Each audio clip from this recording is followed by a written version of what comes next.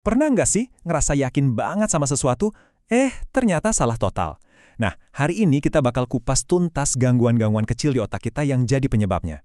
Kita akan bongkar bias-bias tersembunyi yang mempengaruhi setiap keputusan kita berdasarkan karya keren dari seorang profesor psikologi di Yale. Jadi, semuanya berawal dari satu pertanyaan sederhana. Apa benar dengan memahami cara kerja pikiran kita, dunia bisa jadi tempat yang lebih baik? Pertanyaan inilah yang akan jadi pemandu kita selagi kita menjelajahi cara kerja pikiran kita yang paling dalam. Nah, poin kuncinya tuh gini, otak kita itu nggak rusak. Otak kita cuma menjalankan semacam software kuno yang berevolusi untuk dunia yang udah jauh berbeda. Dan kadang-kadang, software itu bisa bikin beberapa glitch. Yuk kita lihat glitch pertama ini lewat sebuah tes. Oke, kita mulai ya. Bagian pertama ini namanya ilusi kemudahan. Kita akan lihat gimana cuma dengan nonton sesuatu, otak kita bisa ketipu dan mikir kita juga jago ngelakuinnya. Coba bayangin deh, Anda lagi scroll-scroll di medsos, terus nemu klip tarian K-pop ya. Cuma 6 detik. Kelihatannya kan mulus banget ya, gampang gitu. Anda tonton berulang-ulang, mungkin sampai di slow motion-in. Terus Anda mulai mikir, wah kayaknya gue bisa nih. Nah, coba jujur deh, setelah nonton 10 kali, kira-kira sesusah apa sih buat niruinnya? Kebanyakan orang di titik ini bakal ngerasa pede banget, mereka ngerasa udah memproses informasinya, dan rasanya gampang. Tapi kemudian, pas para peneliti beneran minta mahasiswa buat nyobain, hasilnya kacau balau, kocak banget. Kenapa bisa gitu? Ya, karena nonton sesuatu yang kelihatannya lancar, kayak tarian yang sempurna, itu ngebuat ilusi di kepala kita seolah-olah kita juga udah jago. Nah, inilah contoh sempurna dari glitch kognitif pertama kita, efek kemudahan. Otak kita salah kaprah, ngira gampangnya melihat itu sama dengan gampangnya melakukan.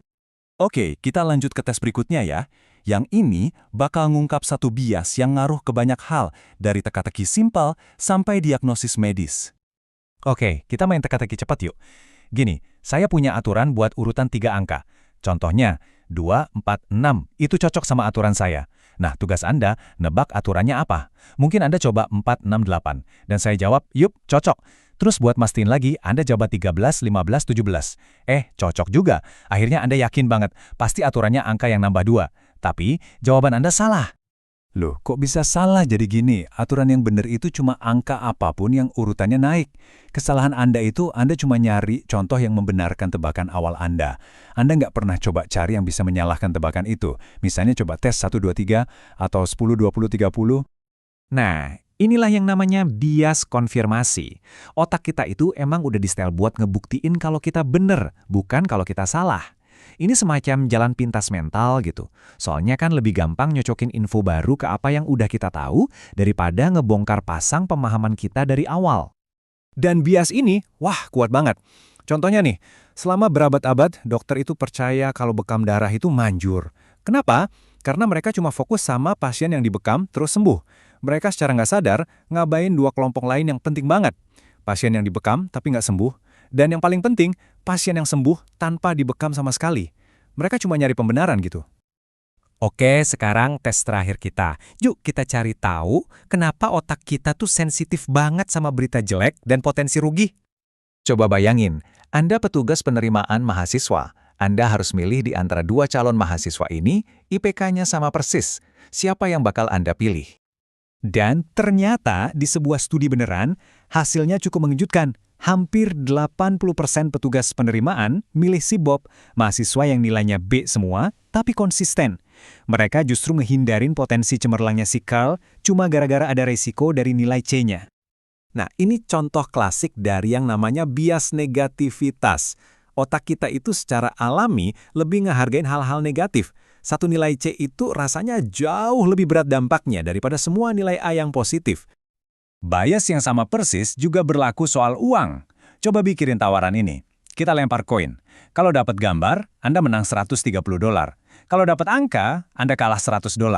Secara hitung-hitungan, ini taruhan yang bagus banget kan? Harusnya sih diambil terus, tapi kebanyakan orang nolak. Nah, ini yang disebut aversi kerugian. Secara psikologis, rasa sakut karena kehilangan $100 itu rasanya jauh lebih nusuk daripada senangnya dapat $130. Kalau dilihat dari sisi evolusi sih, masuk akal ya. Menghindari ancaman, kayak kehilangan makanan, itu kan lebih penting buat bertahan hidup daripada dapat untung dikit. Oke, jadi kita udah lihat kan gimana otak kita bisa ngerjain kita. Tapi tenang, kita nggak pasrah gitu aja. Ada beberapa strategi simpel yang bisa kita lakuin biar bisa mikir lebih jernih.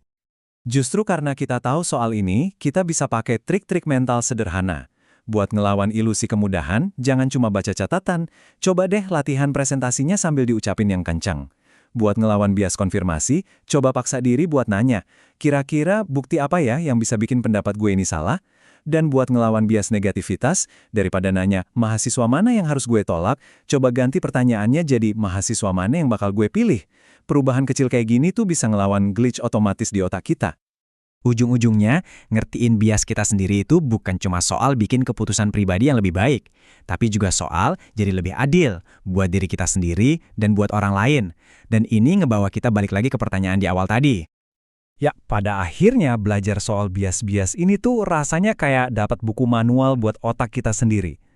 Tujuannya bukan buat jadi sempurna, tapi supaya kita paham cara kerja software di kepala kita. Jadi kita bisa ngadepin dunia ini dengan pandangan yang sedikit lebih jernih. Makasih udah nyimak pembahasan kita kali ini. Nah, pertanyaannya sekarang buat Anda. Dari semua masalah berpikir tadi, kira-kira mana nih yang bakal Anda sadari terjadi di diri Anda hari ini? Karena sekali Anda tahu, Anda nggak akan bisa berhenti merhatiinnya.